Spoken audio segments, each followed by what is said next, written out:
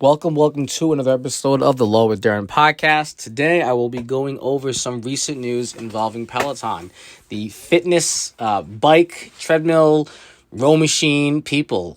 We've all heard of them. I own their bike. I own the treadmill. So this is actually something that came across my attention, and a little bit of a backstory. This past Tuesday, I went to sign onto the bike, and I noticed that in the treadmill, and I noticed that Peloton had forced me to accept new terms of agreement. User terms. And of course I accepted because I don't have time to read all that and I'm just trying to work out. So I accepted it, thought nothing of it.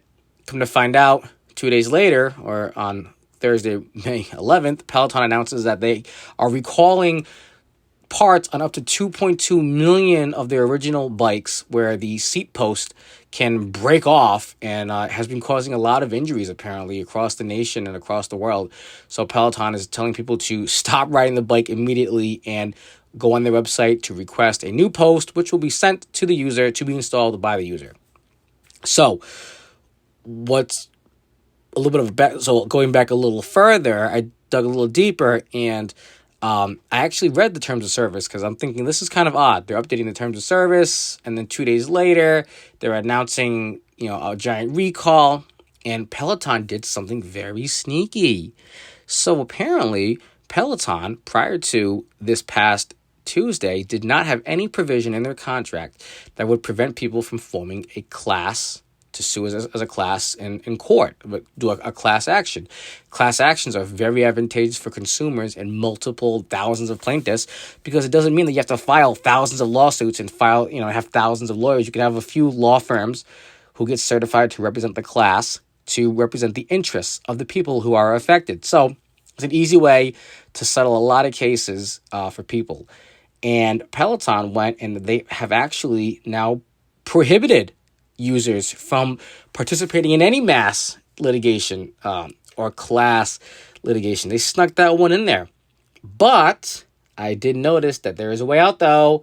If you actually read the terms of service, you can, within 30 days of accepting the terms, send a certified letter to Peloton's legal department.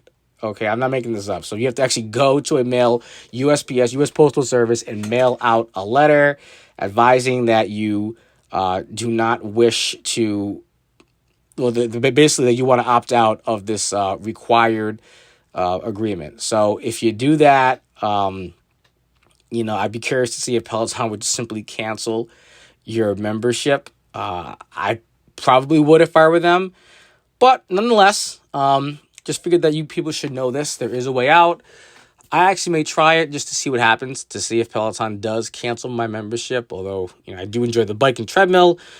I would hate to stop using it, but this is almost too good to be true on my part because I need to see if they will actually take that kind of an action. And I did see that last week in New York State Court, the Peloton won a motion to basically not allow a class of Peloton users to be certified as a class because they brought a lawsuit saying that Peloton had said that they would be offering an ever-expanding set of on-demand classes, and then Peloton apparently was using music that they shouldn't have been using, so Peloton had to delete those classes, and these people felt duped, and big issue. But long story short, Peloton's lawyers successfully argued that a class could not be certified on that issue.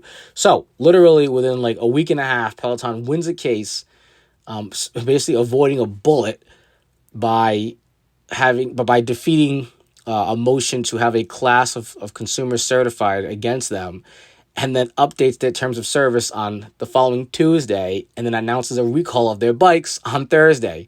So if you don't agree to opt out of this waiver against filing class actions, and you're injured, you might not be able to join a lawsuit against Peloton in a state or federal court, which could be a class action. So I figured you guys would like to hear this. I will follow this. I'll keep you guys in the loop.